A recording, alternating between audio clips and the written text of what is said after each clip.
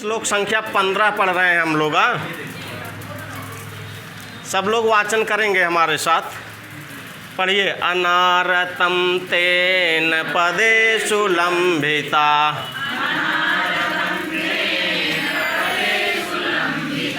विभज्य सम्यग् विनियोग सत्क्रिया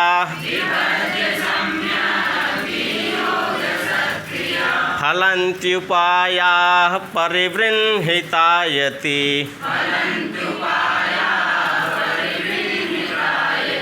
रूपेत्य संघर्षमिवार्थसंपदः। तीसरी लाइन से पढ़िए। फलन्त्युपायाः परिवृंहितायति रूपेत्य संघर्षमिवार्थसंपदः। यहाँ देखिए लिखा है फलन्ति उपायाः। शब्दों को तोड़िए, एक एक शब्द जानिए। ठीक लिखा है फलन्ति उपायाः। यहाँ संधि हुई है। कौन सी संधि हुई है? यहाँ संधि हुई है। सूत्र क्या है? तो फलन्ति उपायाः ना, उपाय फलीभूत करते हैं। इसी पे पूरा श्लोक आपका अभी आ जाएगा। लिखा है उपायाः फलन्ति, उपाय फलीभूत करते हैं, अर्थात उपाय उत्पन्न करते हैं। बन गया ना? उपाय उत्पन्न करते हैं। किसको उत्पन्न करते हैं? तो यहाँ लिखा है अर्थ संपदा। किसको उत्पन्न करते हैं? अर्थ संपदा। अब बन गया आपका वाक्य क्या? उपायाः अर्थ संपदा फलन्ति। उपाय अर्थ संपत्तियों को उत्पन्न करते हैं, फलीभूत करते हैं ना। कैसे करते हैं? यहाँ लिखा है अनारतम, लगातार ना। तो अब देखिए क्या लिखा है। उपायाः, उपाय, उपाय कितने हैं अपने यहाँ? कौन कौन से हैं? 4। साम दान दंड भेद, चारों यहाँ ये बहुवचन का है। प्रथमा विभक्ति बहुवचन। यहाँ चारों की बात कही जा रही है। लिखा है उपायाः, उपाय जो साम दान दंड भेद, ये चारों उपाय हैं अर्थ संपदा, अर्थ संपत्तियों को अनारतम, लगातार फलन्ति, फलीभूत करते हैं, अर्थात उत्पन्न करते हैं। बन गया पूरा वाक्य ना। कहीं समस्या नहीं होनी चाहिए। एकदम आसानी से धीरे धीरे पढ़िए, कोई दिक्कत नहीं है। जहाँ ना समझ में आए पूछिए। तो उपायाः जो हमारे यहाँ 4 उपाय हैं, साम दान दंड भेद, इन चारों उपायों के द्वारा देखिए लिखा है अर्थ संपदा, अर्थ संपत्तियाँ अनारतम, लगातार फलन्ति, फलीभूत हो रही हैं ना। तो ये अर्थ संपत्तियाँ लगातार फलीभूत हो रही हैं। किससे फलीभूत हो रही हैं? उपायाः, उपायों से ना। तो उपाय अर्थ संपत्तियों को लगातार उत्पन्न करते हैं। बन गया ना अर्थ अच्छे से। अच्छा, ये उपाय कैसे उत्पन्न करते हैं? एक चीज़ यहाँ लिखा है, ये यहाँ ये वाला र चला जाएगा, यहाँ हो जाएगा विसर्ग, यहाँ निकल आएगा उ ना। तो लिखा है उपेत्य संघर्षम इव। शब्दों को तोड़िए। लिखा है उपेत्य संघर्षम इव। इव मतलब मानो, यहाँ उत्प्रेक्षा अलंकार होगा। मानो संघर्षम, संघर्ष को उपेत्य, प्राप्त करके, मानो संघर्ष को प्राप्त करके उपायाः, ये जो 4 उपाय हैं अर्थ संपदा, अर्थ संपत्तियों को अनारतम, लगातार फलन्ति, फलीभूत करते हैं। कोई दिक्कत? एक एक शब्द का अर्थ जानिए, कुछ भी पूछा जा सकता है। यहाँ अर्थ संपदा में कौन सी विभक्ति है? द्वितीय विभक्ति बहुवचन। संघर्षम में कौन सी विभक्ति है? उपेत्य। इसका ये प्रकृत प्रत्यय क्या होगा? उपसर्ग पूर्वक इण गतौ धातु से ल्यप प्रत्यय लगा है। यहाँ इण गतौ धातु है, लेकिन उपसर्ग के कारण इसका अर्थ बदल गया ना। तो इव मीन्स मानो संघर्षम, संघर्ष को उपेत्य, प्राप्त करके, उपायाः जो आपके 4 उपाय हैं अर्थ संपदा, अर्थ संपत्तियों को अनारतम, लगातार फलन्ति, उत्पन्न करते हैं। ये जो अर्थ संपत्तियां हैं ये कैसी हैं? तो यहाँ लिखा है परिवृंधित आयति ना। परिवृंधित आयति, आयति मतलब अत्यधिक ना, अत्यधिक, अत्यंत। और परिवृंधित मतलब होता है उन्नत। क्या होता है? उन्नत। ना। तो जो अत्यधिक उन्नत को प्राप्त करने वाली हैं ऐसी अर्थ संपदा, ऐसी अर्थ संपत्तियों को उपाय उत्पन्न करते हैं। ये आपका विशेषण हो गया अर्थ संपदा का ना। तो ये जो भविष्य में अत्यधिक उन्नत को प्राप्त करने वाली हैं ऐसी अर्थ संपत्तियों को उपाय जो है फलंत उत्पन्न करते हैं। बन गया अर्थ। पूरा वाक्य आपका ऐसे बनेगा, इव मानो संघर्षम, संघर्ष को उपेत्य प्राप्त करके उपाया, जो चारों उपाय हैं वो जो भविष्य में अत्यंत उन्नत को प्राप्त होने वाली हैं ऐसी अर्थ संपत्तियों को अनारतम लगातार फलंत उत्पन्न करते हैं। बन गया ना। जो भविष्य में अत्यंत उन्नत को प्राप्त होने वाले, भविष्य में अत्यंत उन्नत को प्राप्त होने वाली कौन है? अर्थ संपत्तियाँ। ऐसी अर्थ संपत्तियों को उत्पन्न कौन कर रहा है? उपाय ना। जो भविष्य में अत्यंत उन्नत को प्राप्त होने वाली हैं ऐसी अर्थ संपत्तियाँ, ऐसी अर्थ संपत्तियों को मानो संघर्ष को प्राप्त करके ये उपाय लगातार उत्पन्न कर रहे हैं। बन गया ना, कोई दिक्कत? और अब यहाँ से देखिए लिखा है तेन पदेषु, यहाँ लिखा है विभज्य सम्यक ना, यहाँ लिखा है विनियोग सत्क्रिया, लिखा है तेन केन सुयोधन, लिखा है सुयोधनेन, लिखा है तेन पदेषु, उस राजा सुयोधन, राजा दुर्योधन के पदेषु मतलब पदों में, कार्यों में। तो उस राजा दुर्योधन के कार्यों में ना सम्यक विभज्य, अच्छी तरह से बंटवारा करके ना, उस राजा दुर्योधन के पदेश मीन्स कार्यों में, सम्यक मीन्स अच्छी तरह से, विभज्य बंटवारा करके क्या लिखा है यहाँ? विनियोग सत्क्रिया, जो उचित सत्कार को लंबिता प्राप्त कराए गए हैं ऐसे उपाय जो भविष्य में अत्यंत उन्नत को प्राप्त होने वाली हैं ऐसी अर्थ संपत्तियों को अनारतम फलंत लगातार उत्पन्न करती हैं। बन गया। कोई शब्द छूटा है? तेन पद से किसका बोध होगा? तो उस राजा दुर्योधन के कार्यों में सम्यक मीन्स अच्छी तरह से, विभज्य बंटवारा करके, विभाजन करके, विनियोग सत्क्रिया जो उचित सत्कार को लंबिता प्राप्त ना, उचित सत्कार को प्राप्त कराए गए ये उपाय मानो संघर्ष को प्राप्त करके जो भविष्य में अत्यंत उन्नत को प्राप्त होने वाली हैं ऐसी अर्थ संपत्तियों को अनारतम लगातार फलंत उत्पन्न करते हैं। बन गए अर्थ। एक बार वाचन करिए फिर बनेगा आप लोगों से। पढ़िए, अनारतम तेन पदेषु लंबिता विभज्य सम्यक विनियोग सत्क्रिया फलन्ति उपाया परिविहितायति उपेत्य संघर्ष अर्थ यहाँ से एक बार फिर देख लीजिए। लिखा है उपाया फलन्ति, उपाय फलीभूत करते हैं ना, उपाय उत्पन्न करते हैं। किसको उत्पन्न करते हैं? तो लिखा है अर्थ संपदा, अर्थ संपत्तियों को उत्पन्न करते हैं। तो उपाया अर्थ संपदा फलन्ति, उपाय अर्थ संपत्तियों को उत्पन्न करते हैं। ये अर्थ संपत्तियाँ कैसी हैं? कह रही हैं परिवृन्हित आयति मतलब अत्यधिक, परिवृन्हित मतलब होता है उन्नत, जो भविष्य में अत्यधिक उन्नत को प्राप्त होने वाली हैं ऐसी अर्थ संपत्तियों को क्या करती हैं? ये उपाय जो है फलंत उत्पन्न करते हैं ना। और यहाँ लिख दिया है कैसे उत्पन्न करते हैं। लिखा है उपेत्य संघर्षम इव, मानो संघर्ष को प्राप्त करके, मानो संघर्ष को प्राप्त करके ये उपाय अर्थ संपत्तियों को उत्पन्न करते हैं ना। संघर्ष को प्राप्त करके, ये बहुत इंपॉर्टेंट है। मानो संघर्ष को प्राप्त करके, संघर्ष को प्राप्त करके अर्थ संपत्तियों को कौन उत्पन्न कर रहा है? उपाय।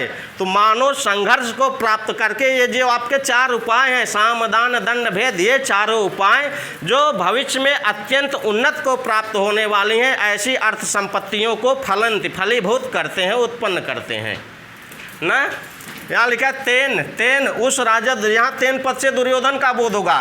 तेन पदेश उस राजा दुर्योधन के कार्यों में ना, उस राजा दुर्योधन के कार्यों में सम्यक विभज्य, अच्छी तरह से बंटवारा करके। राजा दुर्योधन वर्तमान समय में राजा है ना, ये 4 चीज़ अपना रहा है। पहले तो साम से उसकी बात नहीं बनती है तो फिर दान से बात बना रहा है, दान से नहीं बनती है तो फिर दंड से बनाता है। ऐसे साम दान दंड भेद, जब सबसे नहीं बनती है तो लास्ट में भेद से फूट डाल दे रहा है सबके बीच में, तो वो अपना काम बना रहा है। तो सबका यहाँ आपका ना वहाँ से 12, 13, 14, 15 4 श्लोकों में, एक में साम कहा गया, एक में दान, एक में दंड, एक में भेद। इसमें भेद नामक नीति को अपना रहा है, ये बता रहा है, इसमें चारों को बता रहा है। इसमें मतलब जहाँ उसका साम से काम नहीं बना वहाँ दान से काम बनाने वाला है, दान से भी काम नहीं बना वहाँ आपका उससे दंड से काम बनाने वाला है, दंड से भी नहीं काम बना तो अब फिर भेद डाल दे रहा है सबके। तो यहाँ उपाया से चारों का बोध होगा। तो चारों उपाय क्या करते हैं? उत्पन्न करते हैं। किसको उत्पन्न करते हैं? अर्थ संपत्तियों को उत्पन्न करते हैं। ये अर्थ संपत्तियाँ किसकी हैं? हाँ, जो वास्तव में ये अर्थ संपत्तियाँ तो सुयोधन की हैं, जो भविष्य में अत्यंत उन्नत को प्राप्त होने वाली हैं। ऐसी अर्थ संपत्तियों को साम दान दंड भेद इन चारों उपायों के द्वारा उत्पन्न किया जा रहा है। कैसे उत्पन्न किया जा रहा है? मानव संघर्ष को प्राप्त करके, मानव संघर्ष को प्राप्त करके, इव मीन्स मानव संघर्षम, संघर्ष को उपेति प्राप्त करके, उपाया ये आपके 4 उपाय अर्थ संपदा, अर्थ संपत्तियों को फलंत उत्पन्न करते हैं ना। और संपत्तियाँ कैसी हैं? कर लिखा है परिवृंधित आयति। आयति मतलब अत्यधिक, परिवृंधित मतलब उन्नत, जो अत्यधिक उन्नत को प्राप्त होने वाली हैं। भविष्य में आगे चलकर जो अर्थ संपत्तियाँ अत्यधिक उन्नत को प्राप्त होने वाली हैं, ऐसी अर्थ संपत्तियों को उपाया फलंती, ऐसी अर्थ संपत्तियों को उपाय पैदा कर रहे हैं। उपाय जो है ये फलीभूत कर रहे हैं ना। ये उपाय यहाँ से देखिए, तेन उस राजा दुर्योधन के पदेश मतलब कार्यों में अच्छी तरह विभज्य, अच्छी तरह बंटवारा करके, जो विनियोग सत्क्रिया ना, जो उचित सत्कार को लंबिता प्राप्त कराए गए हैं, ऐसे उपाय। ये भी प्रथमा का बहुवचन है, ये भी प्रथमा का बहुवचन है, ये भी प्रथमा का बहुवचन है, सब विशेष विशेषण है ना। तो जो उचित सत्कार को प्राप्त कराए गए हैं, ऐसे उपाय फलंत उत्पन्न कर रहे हैं। किसको उत्पन्न कर रहे हैं? अर्थ संपत्तियों को उत्पन्न कर रहे हैं। अर्थ संपत्तियां कैसी हैं? तो लिखा है परिवृंधित आयति, जो भविष्य में अत्यधिक उन्नत को प्राप्त होने वाली हैं। ऐसी अर्थ संपत्तियों को लगातार पैदा कर रहे हैं, लगातार उत्पन्न कर रहे हैं ना। कोई दिक्कत? ऐसा कोई शब्द है जिसका अर्थ न बना हो? प्रश्न आपका बनेगा यहाँ, अर्थ संपत्तियों को कौन उत्पन्न कर रहा है? सबसे ये क्या होगा? उपाया। उपाय किसको उत्पन्न कर रहे हैं? कैसे उत्पन्न कर रहे हैं? 2 चीज़ बता रहे हैं। एक तो मानव संघर्ष को प्राप्त करके, एक तो बता रहे हैं अनारतम, लगातार ना। मानव संघर्ष को प्राप्त करके ये उपाय अर्थ संपत्तियों को उत्पन्न कर रहे हैं और लगातार उत्पन्न कर रहे हैं, अनारतम, लगातार। ठीक, कोई दिक्कत? यहाँ 3 पद से किसका बोध होगा? विभज्य में प्रकृत प्रत्यय क्या होगा? सम्यक पद का क्या अर्थ है? अच्छी तरह। यहाँ लिखा है विनियोग सत्क्रिया। विनियोग का जो मूल अर्थ होता है ना, विनियोग मतलब होता है जोड़ना। ठीक, इसके बाद बस इसके बाद टीका टिप्पणी देख लीजिए जो लिखा है, और कुछ नहीं है। अर्थ सबको समझ में आया? प्रश्न बनने वाला जो है वो समझ में आया है कि नहीं यहाँ से? बाकी जो टीका टिप्पणी से प्रश्न बनेगा उसको किताब से देखिए। सम्यक में कौन सा प्रत्यय लगा है? हाँ, इसमें धातु कौन सी है? उपसर्ग क्या है? विभज्य। ये बहुत इंपॉर्टेंट है। विभज लेप, लेप किसकी जगह यहाँ हुआ है? त्वा की जगह। इसके बाद लंबिता है, ये इंपॉर्टेंट है। लंबिता में धातु कौन सी है? लघु धातु से कौन सा प्रत्यय लगा है? रिच प्लस त। संघर्षम, ये क्या है? संघर्षम। यहाँ आपका था सम उपसर्ग पूर्वक क्या है आपका?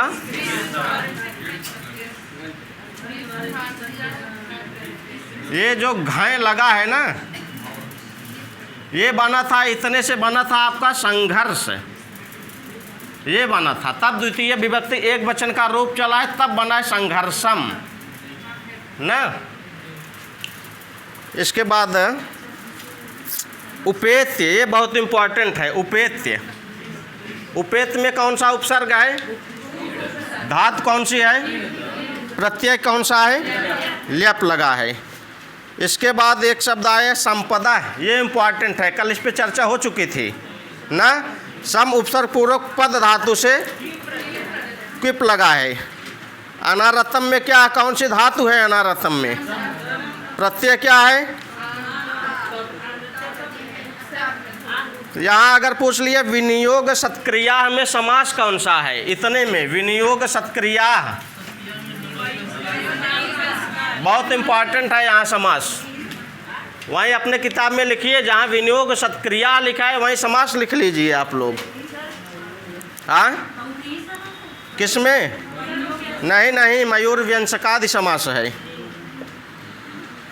अर्थ संपदा में कौन सी समास है? अर्थ संपदा षष्ठी तत्पुरुष समास है, बहुत इंपॉर्टेंट है। समास की दृष्टि से तो यही दो पद हैं, विनियोग सत्क्रिया, अर्थ संपदा। ठीक, यहाँ उपाया से किसका बोध हो रहा है? उपाय कितने हैं आपके? यहाँ जो उपाया लिखा गया है कितने का बोध हो रहा है? चार कौन कौन से हैं?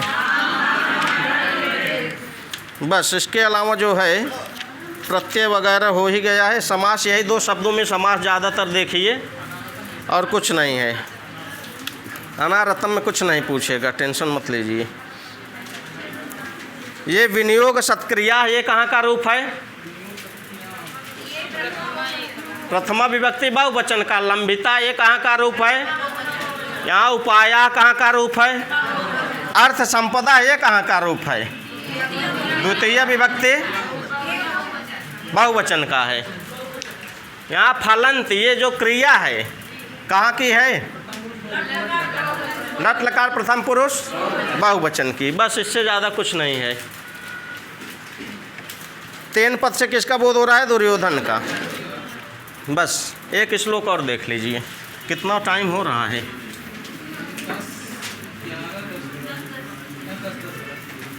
समझ में आ रहा है ना सब लोगों को?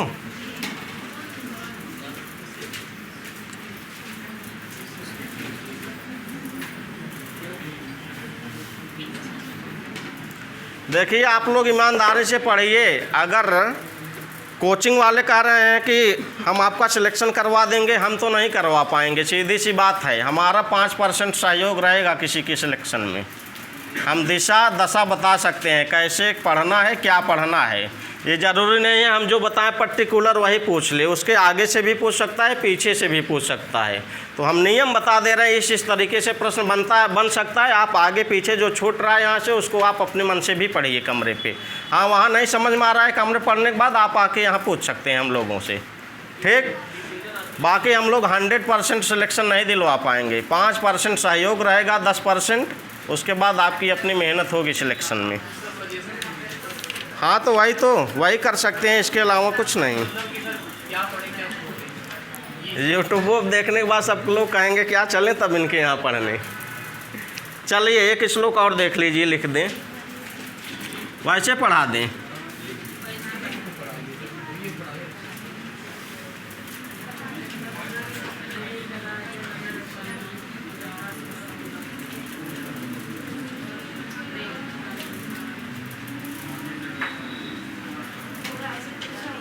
संकुलम,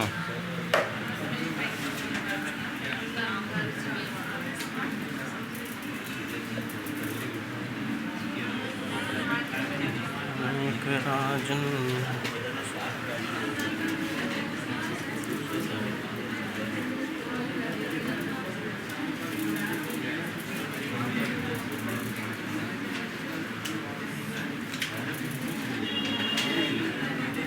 देखते रहिएगा कहीं गलती हो तो।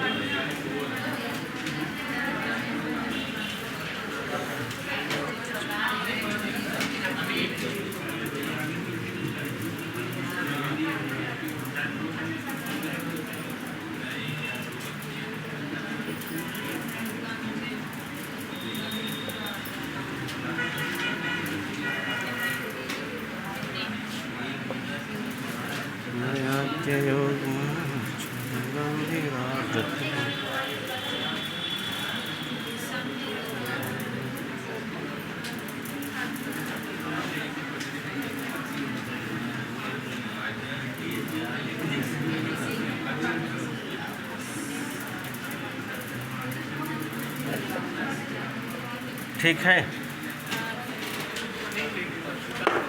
हाँ, अनेक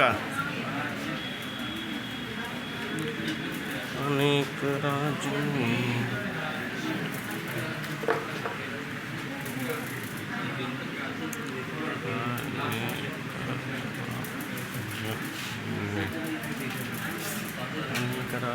रथास्वसंकुलं तदीयमास्थानिकेतनादिरं नयत्ययुग्मच्छदगन्धिरार्द्रतां।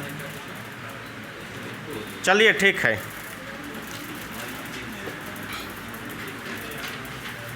पढ़िए इसको एक बार। अनेक राजन्य रथास्वसंकुलम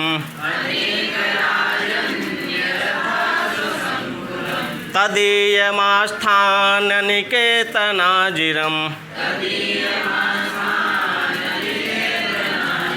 नयत्ययुग्मच्छदगन्धिरार्द्रताम् भृशं नृपोपायन दन्तिनां मदः। इसको पढ़िए। भृशं नृपोपायन दन्तिनां मदः।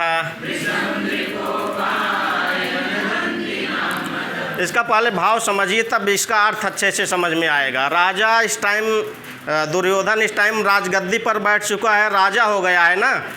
तो जो अन्य पास पड़ोस के राजा हैं, उन राजाओं के द्वारा इस दुर्योधन को उपहार दिया जा रहा है ना। राजगद्दी पे बैठ गया, राजा हो गया, तो अन्य राजा इसको उपहार दे रहे हैं। ठीक, उपहार क्या दे रहे हैं? हाथी दे रहे हैं। सारे राजा जो आए हैं इसको उपहार देने के लिए उपहार में हाथी दे रहे हैं ना। और जो राजा लोग उपहार देने आए हैं वो पैदल तो आए नहीं हैं, कोई रथ से आया है, कोई घोड़ा से आया है। तो जो राजा लोग उपहार देने आए हैं तो रथ से आए हैं, घोड़े से आए हैं। इससे भी इसका जो द्वार है ये पूरी तरह से भर चुका है। और जो हाथी उपहार के रूप में दिए गए हैं ये जवान हाथी हैं, जिसको जवान हाथी कहते हैं, जिसको मद चू रहा है ना। तो मद चूने के कारण भी जो मद चू रहा है उस मद से भी उसका जो आंगन है, जो द्वार है, ये भी पूरी तरह से भर गया है, गीला हो गया है। यही इसका भाव है ना। तो पढ़िए। अनेक राजन्य रथास्वसंकुलम तदीयमास्थाननिकेतनाजिरं नयत्ययुग्मच्छदगन्धिरार्द्रतां भृशं नृपोपायन दन्तिनां मदः। यहाँ देखिए लिखा है नृप उपायन दंतिनाम मदः ना। यहाँ लिखा है भृशम। नृप उपायन दंतिना, यहाँ नृपोपायन में संधि हुई है। कौन सी संधि हुई है? गुण संधि हुई है ना। तो लिखा है नृप। नृप मतलब राजा, उपायन मतलब उपहार, दंतिनाम, दंति मतलब क्या होता है? हाथी। ये दंतिनाम रूप चला है। कहाँ का रूप है? दंतिनाम, षष्ठी विभक्ति बहुवचन का। आगे लिखा है मदः। ये मद कहाँ का रूप है? मदः जो लिखा है, मदः प्रथमा विभक्ति एक वचन। अब देखिए अर्थ क्या बनेगा। नृप उपायन दंतिनाम। नृप मतलब राजा ना। राजाओं के द्वारा उपायन मतलब उपहार में दिए गए, दंतिनाम हाथियों के मदः मद से बन गया। राजाओं के द्वारा उपहार में दिए गए हाथियों के मद से। अर्थ क्लियर हुआ। नृप उपायन दंतिनाम मदः। नृप मतलब राजा, तो राजाओं के द्वारा जो उपहार दिया गया, उपहार क्या दिया गया है? हाथी। तो लिखा है राजाओं के द्वारा उपहार में दिए गए, दंतिनाम मतलब हाथियों के मदः मद से आर्द्रताम गीला हो गया है। यहाँ लिखा है नयति, गीलेपन को प्राप्त हो गया है। नयति मतलब प्राप्त हो गया है। ऐसे कह सकते हैं, राजाओं के द्वारा उपहार में दिए गए हाथियों के मद से आर्द्रताम गीलेपन को नयत मीन्स प्राप्त हो गया है। अर्थ बन गया, कोई दिक्कत यहाँ तक? यहाँ देखिए जो मद हाथियों से गिर रहा है, ये मद कैसा है? तो यहाँ तोड़ेंगे, यहाँ निकलेगा अयुग्मत छद गंधि। यहाँ भी विसर्ग का विसर्ग हो जाएगा ना, अयुग्मत छद। अयुग्म आपको समझना है ये चीज़, अयुग्म ना, युग्म मतलब क्या होता है? जोड़ा ना। यहाँ अयुग्म से किसका बोध होगा? अयुग्म से यहाँ किसका बोध होगा? आप इसका नाम सुने हैं? सप्तपर्ण ना, ये है सात। क्या है? सात। ये सात जोड़े में नहीं है, ये अयुग्म है ना। अगर ये 8 होता तब तो जोड़े में होता, ये 6 होता तब तो जोड़े में होता, 4 होता तब तो जोड़े में होता ना। तो यहाँ ये 7 है, सप्तपर्ण जो है, सप्तपर्ण का वृक्ष, इसीलिए यहाँ अयुग्म शब्द लिख दिए हैं ना। तो अयुग्म, तो यहाँ अयुग्म पद से बोध होगा सप्तपर्ण के वृक्ष का ना। तो जो सप्तपर्ण के वृक्ष के छद मतलब पुष्प के गंधे, गंध के समान है ऐसा मद, ऐसा मद। जो सप्तपर्ण के पुष्प के गंध के समान जिसकी गंधी है ऐसा मद। हाथियों के द्वारा जो मद निकलता है ना, उसकी गंध जो है वो अजीब तरीके की होती है। उसी तरह जैसे सप्तपर्ण के पुष्प की गंधी होती है, सप्तपर्ण का जो पुष्प होता है ना, उसकी भी गंध बहुत अजीब तरीके की होती है। इसीलिए इस हाथियों के मद को उसी के समान बता रहे हैं। जो अयुग्मत छद, जो मतलब अयुग्म मतलब सप्तपर्ण, जो सप्तपर्ण के छद मतलब पुष्प के समान गंधी, गंध है जिसकी, ऐसा हाथियों का मद। और ऐसे हाथियों के मद से आर्द्रताम गीलेपन को नयति प्राप्त हो गया है। क्या प्राप्त हो गया आगे बताएंगे ऊपर, अभी 2 लाइन जानिए ना। तो राजाओं, नृप राजाओं के द्वारा उपायन उपहार में दिए गए दंती नाम हाथियों के मद से क्या आर्द्रताम गीला हो गया, गीलापन को नयत प्राप्त हो गया। क्या प्राप्त हो गया? यहाँ लिखा अजिरम। ये शब्दार्थ की दृष्टि से बहुत इंपॉर्टेंट शब्द है। अजिरम मतलब आगन। ये 2 लाइन का अर्थ समझ में आया? केवल आपको समझना है राजाओं के द्वारा उपहार में दिए गए हाथियों के मद से आर्द्रताम गीलेपन को नयति प्राप्त हो गया है, इतना ही अर्थ है। ये मद कैसा है, मद की गंध कैसी है बता रहे हैं, अयुग्मत छद गंधी ना, जो सप्तपर्ण के पुष्प के समान गंधी वाला है, ऐसे हाथियों के मद से आर्द्रताम गीला हो गया है। क्या? गीलेपन को प्राप्त हो गया या गीला कर दिया गया है, ऐसे भी अर्थ हो सकता है। ठीक, देखिए यहाँ से लिखा है, यहाँ से लीजिए, तदीयम आस्थान निकेतन अजिरम। शब्द तोड़िए अच्छे से बनेगा। तदीयम किसका बोध होगा? दुर्योधन का। तो यहाँ आस्थान निकेतन, निकेतन मतलब क्या होता है? भवन, घर ना। आस्थान मतलब सभा, सभा भवन ना। तो ये हो जाए आस्थान निकेतन सभा भवन, ये हो जाएगा। अजिर मतलब आंगन।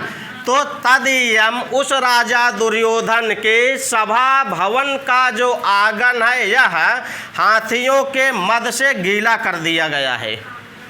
बन गया 3 लाइन का अर्थ। उस राजा दुर्योधन के सभा भवन के निकेतन के आंगन को जो राजाओं के द्वारा उपहार में दिए गए हैं, ऐसे हाथियों के मद से आर्द्रताम नयत गीला कर दिया गया है ना। अर्थात उस राजा दुर्योधन का जो आंगन है वह गीलेपन को प्राप्त हो गया है। तदीय उस राजा दुर्योधन के आस्थान निकेतन सभा भवन का जो अजिरम आंगन है ना, वहाँ आंगन ये नहीं होता है जो घर के अंदर वाला आंगन होता है। जो राजा होता है, मान लीजिए वो अपने सभा भवन के एकदम अंदर बैठा है, तो वहाँ वाला आंगन नहीं है। यहाँ आंगन का मतलब द्वार सीधे सीधे। एक तो आपका घर होता है पर्टिकुलर जहाँ आप रहते हैं, आपकी फैमिली रहती है, उसके बाद एक द्वार होता है, उसके बाद एक सभा भवन अलग से बनाया जाता है ना, जहाँ कोई बाहर के लोग आके वहाँ बैठ सकते हैं, वहाँ सभाएं होती हैं ना। तो उस वाले मतलब उसका द्वार कुल मिला जुला के ये कहना चाह रहे हैं। तो तदीयम उस दुर्योधन के स्थान निकेतनम सभा भवन का जो अजिरम आंगन है, ऐसे आंगन को क्या राजाओं के द्वारा उपहार में दिए गए किसके हाथियों के मध्य से आर्द्रताम नयत गीला कर दिया गया है। 3 लाइन का अर्थ बन गया। ऊपर वाली लाइन में देखिए लिखा अनेक राजन्य रथ अश्व संकुलम। एक एक शब्द तोड़िए। अनेक राजन्य रथ अश्व संकुलम। यहाँ अनेक लिखे, क्या एक का राजा आया है क्या उपहार देने? बहुत सारे राजा आए हैं ना। तो अनेक राजा, जो अनेक लिखा है ना, अनेक राजाओं के रथ घोड़ों से जो व्याप्त है, संकुल मतलब व्याप्त, जो राजा लोग आए हैं उपहार देने वो रथ से आए हैं, कोई रथ से आया है, कोई घोड़े से आया है, तो रथ और घोड़ों से भी इसका आंगन भर गया है। ये विशेषण बन रहा है अनेक राजन्य रथासु संकुलम अजिरम ना। इसमें भी द्वितीय एक वचन, इसमें भी द्वितीय विभक्ति एक वचन। अनेक राजन्य रथासु संकुलम क्या तदीय मास्थान निकेतन अजिरम। ये विशेष हुआ, ये विशेषण हुआ इसका। ठीक, तो अनेक राजाओं के रथ और घोड़ों से जो व्याप्त है, ऐसा तदीयम उस राजा दुर्योधन का स्थान निकेतन सभा भवन का अजिरम आंगन, और ऐसे आंगन को राजाओं के द्वारा उपहार में दिए गए दंतिनाम हाथियों के मद से आर्द्रताम नयत गीला कर दिया गया है। बन गया अर्थ। और ये मद कैसा था? लिखे हैं अयुग्मत छद गंधी, जो सप्तपर्ण के पुष्प के समान गंधी वाला है। ऐसे मद के द्वारा उस राजा दुर्योधन के सभा भवन के आंगन को आर्द्रताम नयति गीला कर दिया गया है। ठीक, कोई दिक्कत? एक एक श्लोक का अर्थ जानिए। जब आप लोग घर पे वाचन करते हैं तो जैसे पढ़ रहे हैं ना, आँख मूंद के वाचन करिए। रथा अनेक राजन्य रथा सुसंकुलम। आँख मूंदने के बाद आपके दिमाग में तो ये शब्द चलना चाहिए, शब्दों का अर्थ भी चलना चाहिए। अगर अर्थ चल रहा है आपके दिमाग में तो समझिए आप वाचन कर रहे हैं। अगर अर्थ नहीं चल रहा है तो समझ लीजिए आप श्लोक रट रहे हैं। तो रटने से काम होने वाला कभी नहीं होने वाला है। वाचन का ये मतलब नहीं है कि वाचन करते टाइम आपको ये याद हो जाएगा। वाचन कर रहे हैं, कौन शब्द का अर्थ क्या है, कौन शब्द किसके लिए आ रहा है, इसका भाव क्या है। अगर आपके दिमाग में भाव उत्पन्न हो गया तो इसकी व्याख्या करेंगे आप 1 घंटे 2 घंटे 3 घंटे। भाव भी उत्पन्न करिए। वाचन करते टाइम इसके अर्थ को भी जानिए, कौन शब्द किसके लिए आया ये भी जानिए। यहाँ लिखा है तदीय, यहाँ लिखा है आपका तत् प्लस छ प्रत्यय लगा है। इसी छ का आपका ई आदेश हुआ है ना। यहाँ छ प्रत्यय जो लगा है किस सूत्र से लगा है? छ प्रत्यय आयन इस लगा है कि ई आदेश हुआ है उससे। छ प्रत्यय किस सूत्र से पूछ लेगा। यहाँ तदी में जो छ प्रत्यय लगा है किस सूत्र से लगा है? किताब एक बार देख लीजिए, समझ में तभी आएगा। एक बार आप पढ़ के आइए, फिर हम यहाँ पढ़ाएंगे, फिर आप जाके पढ़िए। 3 चरण में पढ़ेंगे तब समझ में आएगा। अरे तो भगवान, यहाँ जो छ प्रत्यय लगा इसका जो ई आदेश हुआ है ये उससे आयन ई इससे हुआ है। लेकिन यहाँ छ प्रत्यय और किसी सूत्र से हुआ है। वहाँ देखिए लिखा है शब्दाक्ष, शब्दाक्ष लिखा है ना सूत्र एक, वृद्धाक्ष। वहाँ इस वृद्धाक्ष सूत्र से हुआ है। वृद्धाक्ष इस सूत्र से यहाँ छ प्रत्यय हुआ है। अब यहाँ छ हुआ के बाद यहाँ आयन इन ई से यहाँ ई आदेश हुआ है छ को। ठीक, देखिए 3 चरण में पढ़ेंगे तो आपको समझ में आएगा। केवल एग्जाम उससे भी नहीं फाइट करेंगे। आप एक बार पढ़ के आइए, जो हम कल पढ़ाने वाले हैं उसको आज पढ़ के आइए। फिर हम लोग यहाँ पढ़ाते हैं तो किसी का प्रश्न उधर से आया नहीं कभी। इसका एक सटीक निकल के आ रहा है कि आप लोग पढ़ के नहीं आते हैं, इसीलिए उधर से प्रश्न नहीं आता है। अगर उधर से प्रश्न आए तो जाहिर सी बात है, आप पढ़ के आए हैं, आपको कुछ चीज़ें समझ में नहीं आई हैं, वही पूछना चाह रहे हैं, तो हम लोग यहाँ से बताएं। जब उधर से प्रश्न ही नहीं आएगा तो हम बताएंगे क्या? हम भी अर्थ बता देते हैं, टीका टिप्पणी बता देते हैं, हमारा भी काम बन गया, आपका भी बन गया। तो आपका काम इतने से बनने वाला नहीं है, हमारा भले बन जाए, इसको जान लीजिए। आप एक बार पढ़ के आइए, फिर हम लोग यहाँ पढ़ा रहे हैं उसको समझिए, फिर जाके पढ़िए। ये तो आपको समझने के लिए, अब सिलेक्शन लेने के लिए 3 बार के अलावा फिर आगे पढ़ेंगे तो सिलेक्शन होगा आपका। इतना पढ़ने से आपको समझ में आ जाएगा बस। चलिए एक बार वाचन करिए इसको। अनेक राजन्य रथाश्व संकुलम तदीयमास्थान निकेतनाजिरम नयात्ययुग्मच्छदगन्धिरार्द्रताम् वृषं रिपोपायन दन्तिनां मदः। यहाँ एक पद हम छोड़ दिए अर्थ बताने के लिए ना, कोई बताए नहीं सर इसका मतलब क्या होगा। वृषम मतलब अत्यधिक। उस राजा दुर्योधन के सभा भवन का जो आंगन है वह अत्यंत गीलेपन को प्राप्त हो जा रहा है ना, अत्यंत। ऐसे लागत बा जैसे दुआरे पानी छिछका रग होई, ऐसा लग रहा है वहाँ पे। हाथी जो है ये जवान युवा अवस्था की हाथियाँ हैं ना, तो जो उनसे मद बह रहा है, तो उससे लिखा है भृशम, अत्यधिक गीलेपन को प्राप्त हो गया है। क्या अत्यधिक गीलेपन को प्राप्त हुआ है? आंगन किसका है? दुर्योधन के सभा भवन का आंगन है। तो जो दुर्योधन के सभा भवन का आंगन है वह अत्यंत गीलेपन को प्राप्त हो गया है ना। कैसे प्राप्त हुआ? कहाँ से ये गीलापनवा आया? हाथियों से आए, जो राजाओं के द्वारा उपहार में दिए गए हैं हाथी। ऐसे हाथियों से जो मद बह रहा है, इस मद से इसका जो आंगन है अत्यंत गीलेपन को प्राप्त हो गया है। यहाँ पूछेगा हाथियों का, जो हाथी का मद है इसकी गंध किसके गंध के समान है? तो अयुग्मत छद गंधी न, सप्तपर्ण के पुष्प के समान गंधी है इसकी। कोई दिक्कत? चलिए इसकी टिप्पणी देख लीजिए थोड़ा सा।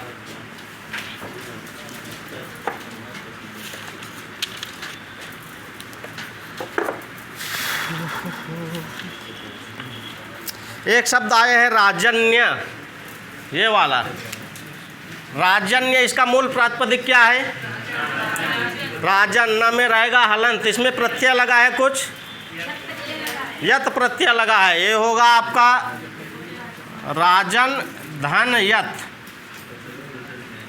ठीक। राजन्य, यहाँ संधि हुई है, रथाश्व में संधि हुई है। कौन सी संधि हुई है? रथाश्व, दीर्घ संधि हुई है ना। ये का क्या होगा इसका संधि विच्छेद? रथ धन अश्व, ये वाला आ और यहाँ इसका आ दोनों मिल जाएगा। सूत्र क्या लगेगा? यहाँ लिखा है संकुलम। संकुलम मतलब इसका अर्थ क्या होगा? व्याप्त। इसका प्रकृत प्रत्यय क्या होगा? कौन सा प्रत्यय लगा है वहाँ?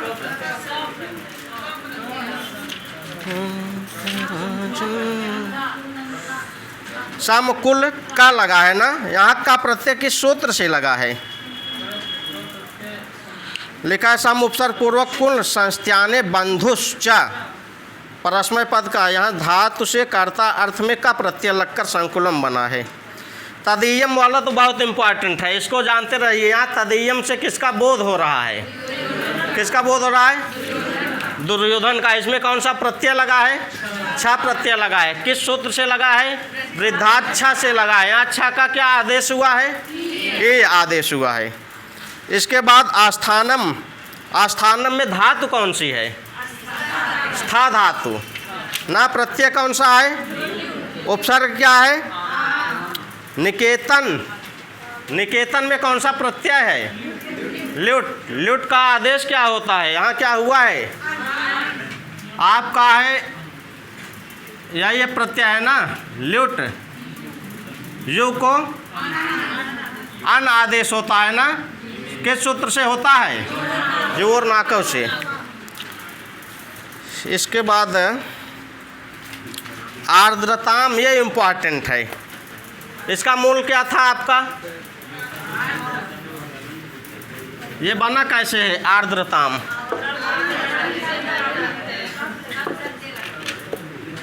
केवल तल ही लगा है।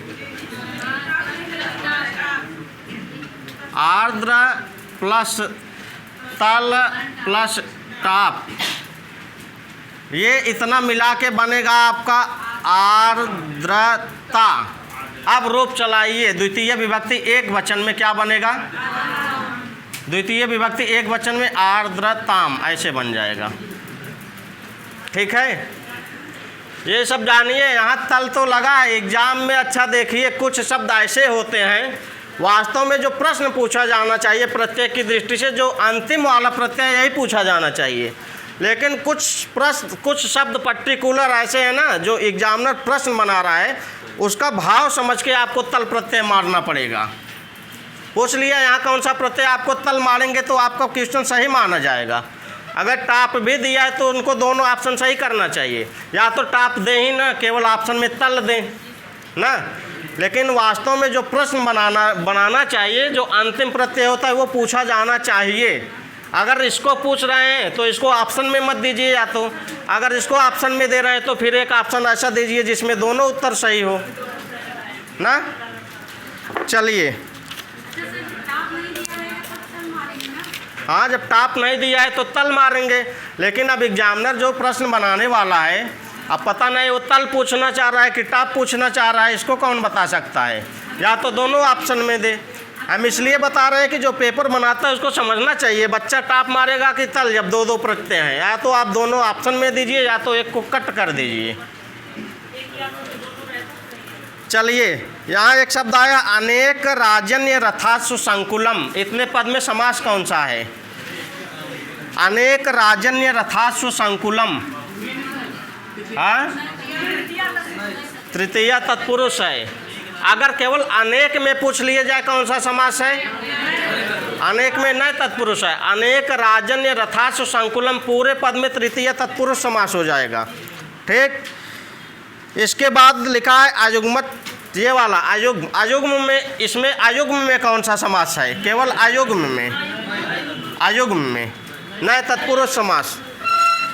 इसके बाद यहाँ एक पद आया आस्थान निकेतन अजिरम। ये बहुत इम्पॉर्टेंट है एग्जाम की, यहाँ से आस्थान निकेतन अजिरम, इसमें कौन सा समास है? यहाँ निकेतन पद का अर्थ भी पूछ सकता है, अजिर पद का भी अर्थ पूछ सकता है। ठीक, तो निकेतन मतलब होता है घर, भवन। घर पे सब लोग लिखाए रहते हैं ना, फला निकेतन, फला आलय ना। आलय मतलब भी घर, निकेतन मतलब भी घर, भवन मतलब भी घर। तो पीला, हाँ, विला माने भी घर होता है। हाँ, कुंज, देखिए आपका हो जाएगा कुंज, विला, निकेतन, भवन, आलय, ये सब घर के पर्यायवाची हैं। लिखा रहेगा सभालय, ऐसे लिखा रहेगा, मतलब सभा का घर। सदन, सदन भी, सदन मतलब भी होगा।